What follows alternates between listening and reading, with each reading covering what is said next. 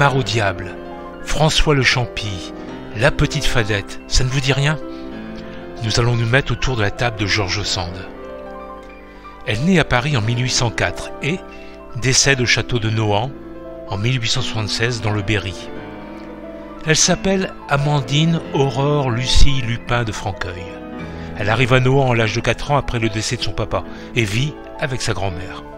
C'est une vie de rigueur et un lien très fort qui se noue avec sa grand-mère. À la mort de celle-ci, elle est propriétaire du domaine. En 1822, elle épouse Casimir du Devant et aura un fils avec lui et une fille en 1828. C'est son mari qui va diriger le domaine. Mais Aurore s'ennuie dans ce pays berrichon. Et en 1831, elle part écrire sur Paris, d'où elle prend le nom de George Sand comme nom d'écrivain. À nous, Paris! Qu'ai-je trouvé à Paris? La notoriété sans doute. Qui ne se souvient pas, sur les bancs de l'école, ces livres qui nous fascinaient? Plus de 70 romans à son actif et 50 volumes d'œuvres diverses, des contes, du théâtre et des textes politiques. Bref, un personnage, une romancière dramaturge, une épistolière et une critique littéraire. Mais ce qui nous intrigue toujours, c'est la femme en image d'homme et son prénom Georges sans S.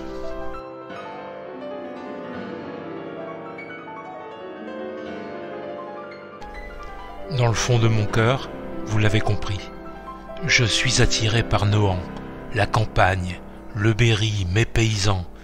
J'écris dans le boudoir la nuit car je suis tranquille et je ne dérange pas mon mari et mes enfants. Le jour, j'aime me promener des heures et des heures dans le jardin, respirer l'odeur des plantes.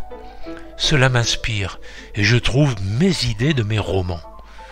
Et j'écris des lettres amoureuses et tumultueuses à Alfred de Musset, resté là-bas à Paris, et ce pendant 2 ans. Cela me nourrit. J'aime recevoir autour de ma très chère table. Je me mets au bout et à ma gauche mon fidèle Gustave Flaubert. Chez moi le théâtre est à l'honneur. Je teste mes écrits sur la scène. C'est mon cocon. C'est mon cocon, laissé verdure, un havre de paix.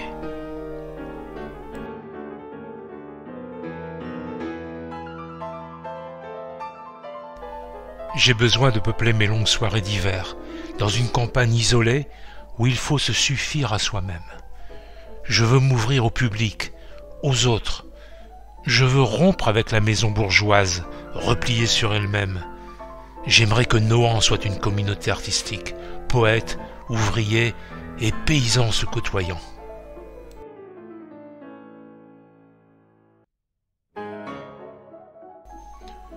Depuis le temps, j'ai pris mes habitudes chez moi. Je m'installe au premier, côté sud, dans une chambre jadis destinée aux invités. Je me suis tapissé en bleu tendre, parsemé de médaillons blancs où dansent de petits personnages mythologiques. Je n'aurai là que des idées douces et bêtes. Voilà, je pense, ma dernière installation, mon dernier Robinsonage. Je l'appelle la chambre bleue. Excellente nuit dans ma nouvelle chambre, j'y éprouve un sentiment de bien-être et de repos extraordinaire. Cette couleur douce a un effet sensible sur l'esprit. Dans cette chambre bleue, inspirée de celle de ma grand-mère, je m'éteindrai le 8 juin 1876. Mes œuvres sont abondantes, surtout champêtres, et la campagne me sert de cadre. Au fait, venez avec moi, allons à la mare au diable. C'est l'histoire d'un paysan de 28 ans appelé Germain. Assez beau, ma foi, en bonne forme, mais sa femme décédée et avec ses 3 enfants, ce n'est pas facile. Les enfants vivent à la ferme, et le beau-père de Germain dit qu'il faut qu'il songe à trouver une autre femme, veuve comme lui. Mais Germain n'est pas intéressé, et le rendez-vous pour la rencontrer est pris, et il ne peut se dérober. Il aime encore beaucoup sa première femme, et cela ne marche pas. Alors, il part dans la forêt avec son fils, il se perd et dort près de la mare au diable. Il voit une bergère, qui, elle, le repousse à cause de son âge. Au petit matin, il confie son fils à la bergère et part rencontrer la veuve au village de la Fourche, mais elle a déjà 3 prétendants, ce qui déplaît à notre Germain. Donc, il s'en retourne chercher son fils. La bergère n'est plus là, mais il la retrouve très vite et la protège du fermier qu'elle avait dû fuir les avances. De retour au village, il n'ose plus se parler pendant des mois. Pressé par sa belle-mère, il rencontre Marie, qui lui avoue son amour. Alors, il se met avec Marie, et la famille est ravie de voir cet homme et ses enfants de nouveau aimés. À l'époque du roman, la mare est plus grande avec un marais. Elle a été coupée en deux par une allée par le propriétaire de l'époque. Très souvent, j'évoque des personnes perdues, échouées au bord d'une mare la nuit au milieu de nulle part. Vous connaissez peut-être le musée George Sand et de la Vallée Noire. Ce musée a été créé par une association de ses amis en 2009 et compte près de 6000 œuvres, documents, lettres autographes, portraits, bijoux et souvenirs personnels. Un nouveau musée est en cours d'ouverture à La Châtre, dans l'ancien palais de justice et l'hôtel de Vilaine. Je vous disais que j'étais attiré par Nohant, la campagne, le Berry, mes paysans. Je repose désormais dans mon jardin de verdure et entouré de mes plantes. C'est vraiment un havre de paix.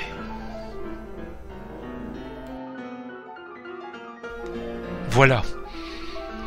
Depuis que vous êtes installé autour de ma fameuse table, vous m'avez sagement écouté et je vous en remercie.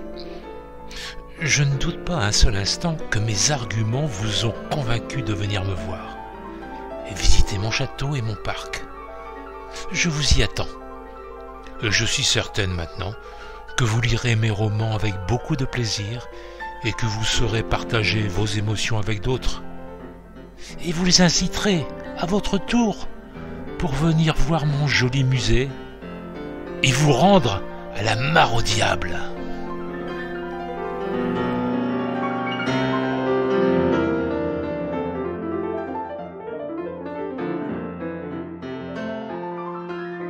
Je vous remercie de votre écoute et n'hésitez pas à vous abonner à notre chaîne YouTube pour suivre nos prochains épisodes et nos nouvelles aventures.